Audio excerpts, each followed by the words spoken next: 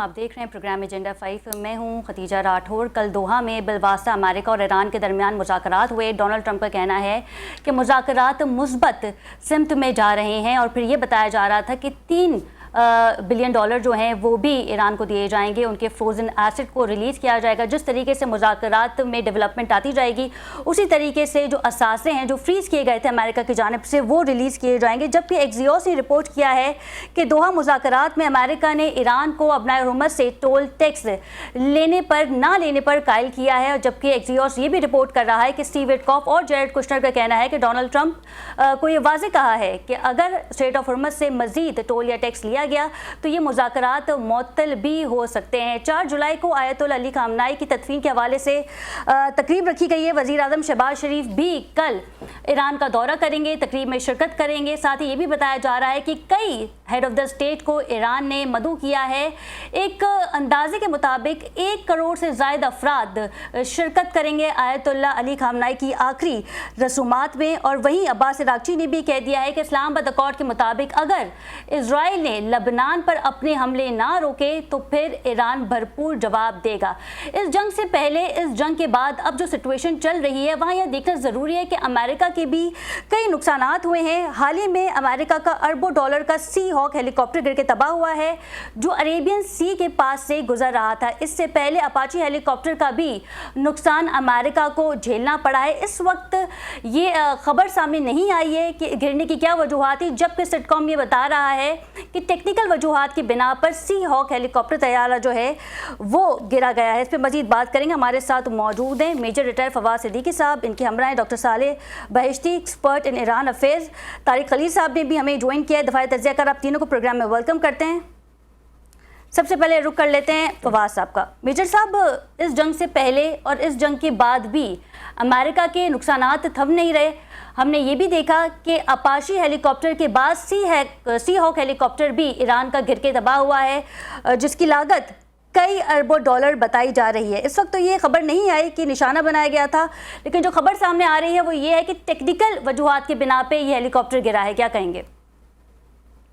जी बहुत बहुत शुक्रिया खलील साहब। देखिए, इसमें तो कोई दो राय नहीं है कि जो ट्रम्प इंतजामिया है इसने जो अमेरिकन वॉर जो है ईरान के साथ लड़ी है इसका तो अब इसकी अपनी वहाँ जो पार्लियामेंट्स है, कांग्रेस वगैरह है, वहाँ सवालात उठ रहे हैं कि ये जंग जो है ये आपने जब छेड़ी थी तो उसके मकासद क्या थे।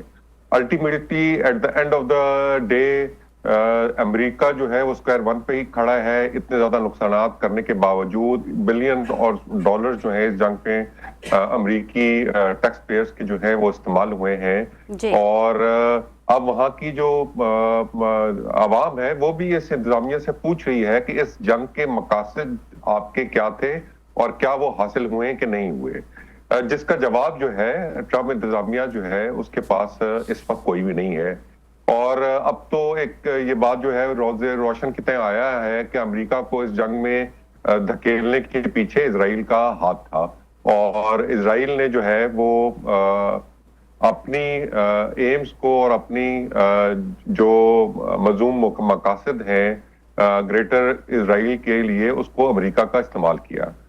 अब शायद ट्रम्प इंतजामिया को इस चीज़ की समझ भी है और वो अब जिस तरह आप देख रहे हैं कि उनके पास अब कोई ऑप्शन नहीं है कि वो इस्लामाबाद जो MOU साइन हुए हैं उस पे अमल दरामद करें, क्योंकि ये जंग जो है इसका नतीजा मैं समझता हूँ रिपब्लिकन्स के जो शिकस्त है नेक्स्ट इलेक्शंस में उस पे बहुत ज्यादा जो है वो डिपेंड करता है। बिल्कुल ठीक है। डॉक्टर सालेह हमारे साथ मौजूद हैं। बिल्कुल ठीक है। मेजर साहब, जिस तरीके से आपने तफसीलन इसको बताया कि इजराइल के कहने पे अमेरिका इस जंग में कूदा है और फिर हमने देखा कि अमेरिका के कई नुकसानात हुए हैं, लेकिन अब जो खबर सामने आ रही है, एक्सियोस इसको रिपोर्ट कर रहा है कि JD वेंस तो चाहते हैं कि मुज़ाकरात हो, लेकिन स्टीव विटकॉफ का ये कहना है कि अगर ईरान ने स्ट्रेट ऑफ हुर्मत से टोल या टैक्स मजीद लिया तो मुज़ाकरात मुअत्तल भी हो सकते हैं। देखिए, आप उससे बेहतर समझते हैं खदीजा साहबा कि देखिए ये जो मुज़ाकरात की टेबल पे जब ममालिक बैठते हैं तो हर कोई ना कोई उनके पास जो है वो लीवरेज पॉइंट जरूर होता है जिसमें آگے چل کے نیگوسیشنز کی جاتی ہیں. ایران کے پاس جو لیوریج ہے وہ اس وقت اسٹریٹ آف ہارمز کا ہے, کیونکہ جو نیوکلیر جو مٹیریل ہے اس کی بات چیت تو وہ اب قصہ بارانیہ ہو گئی, اور ایران نے بارہا کہا ہے کہ وہ جو نیوکلیر ویپنز ہیں ان کو حاصل کرنے میں کوئی بھی جو ہے وہ دلچسپی نہیں رکھتا. لے دے کے ایک چیز ایران کے پاس اس وقت اسٹریٹ آف ہارمز رہ گئی ہے, اور آپ نے دیکھا کہ یہ جتنے دن یہ جنگ چلی اسٹریٹ آف ہارمز جو ہے وہ ایک نوڈل پوائنٹ کے طور پہ جو ہے وہ ابھرا ہے, اور جس کی وجہ سے دنیا جی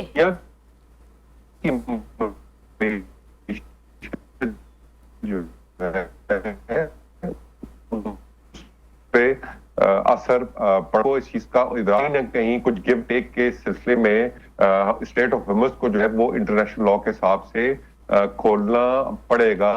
اس سلسلے میں اس نے عمان کے ساتھ بھی رابطہ کیا, لیکن عمان جو راضی نہیں ہوا کہ دونوں مل کے اسٹریٹ ہارمز کو جو ہے ایز اے ٹول وے جو ہے اس کو چلائیں. تو میجر صاحب کیا سمجھتے ہیں آپ, عمان راضی کیوں نہیں ہوا؟ کیونکہ امریکہ کا بھی پریشر تھا.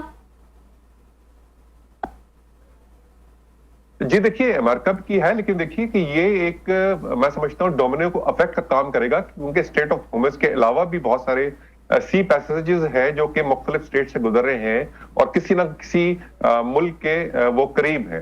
جس طرح آپ نے پچھلے دنوں دیکھا کہ ہلکا سا ایک منسٹر انڈونیشیا کی وہاں بات چیت ہوئی تھی ملاقہ کے بارے میں, لیکن اسی طرح بہت سارے چیزیں ہیں. اگر یہ چیز کو ہم پوری دنیا نے جو ہے اس کو تسلیم کر لیا تو آگے جا کے جو سی پیسیجز ہیں جس میں تمام دنیا کی جو معیشت ہے, خاص طور پہ جو آئل ہے اور اس کی ترسیل ہے, وہ بہت زیادہ متاثر ہوگی. تو میں نہیں سمجھتا کہ ایران جو ہے وہ یہ چاہے گا کہ اس پہ بہت زیادہ ریجڈ اسٹینڈ اپنائے اور پوری دنیا کو جو ہے وہ اپنا مخالف کر لے.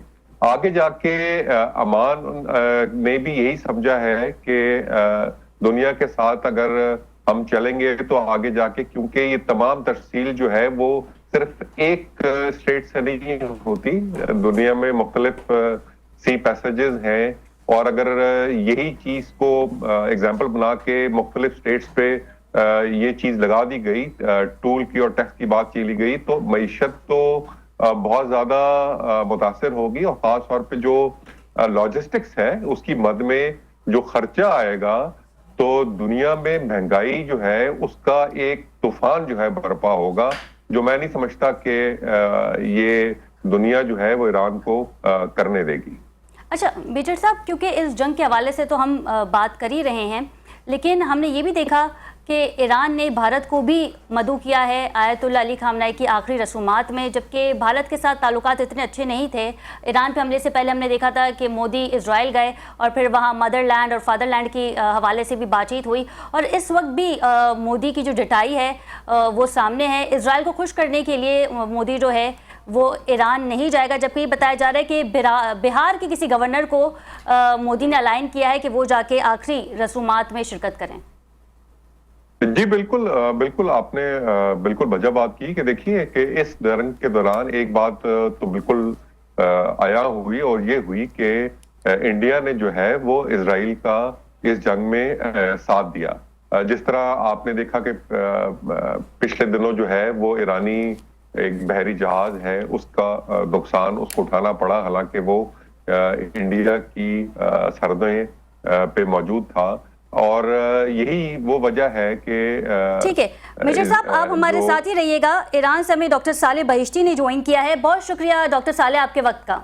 ٹھیک ہے فواد صاحب, یہ بتائیے گا, کیونکہ ایران کے حوالے سے ہم نے کوشش کی تھی کہ وہاں پہ جو صحافی ہیں جو انٹرنیشنل ایکسپرٹ ہیں ان سے بھی اس حوالے سے بات کی جائے, لیکن یہ بھی بتایا جا رہا ہے کہ 1 کروڑ سے زائد افراد جو ہے وہ آیت اللہ علی خامنائی کی آخری رسومات میں شرکت بھی کریں گے. اور پھر یہ بھی پہلے اندازہ کیا جا رہا تھا, کیا اسرائیل کی جانب سے ایک بار پھر جارحیت کی جائے گی؟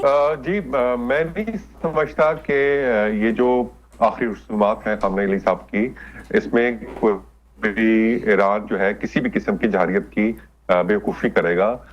کیونکہ اس میں مختلف ممالک کے سربراہان یا ان کے ایلچی جو ہیں وہ مدعو ہیں اور شامل بھی ہو رہے ہیں، اور اس قسم کی سورش یا اس قسم کی کارروائی اسرائیل کی طرف سے یہ ایک قسم کا طبل جنگ ہوگا مختلف ممالک کے لیے، اور خاص طور پہ پاکستان کے وزیر اعظم جو اس میں شامل ہو رہے ہیں، اگر وہاں اس قسم کی اسرائیل کوئی کارروائی کرتا ہے تو پاکستان نے آلریڈی یہ دیا ہے کہ it will be considered an act of war against Pakistan. بالکل ٹھیک ہے میجر صاحب، آپ ہمارے ساتھ ہی رہیے گا، آپ سے اس پہ مزید بھی بات کریں گے، لیکن یہاں وقت ہوا ایک شارٹ کمرشل بریک کا۔ Stay with us.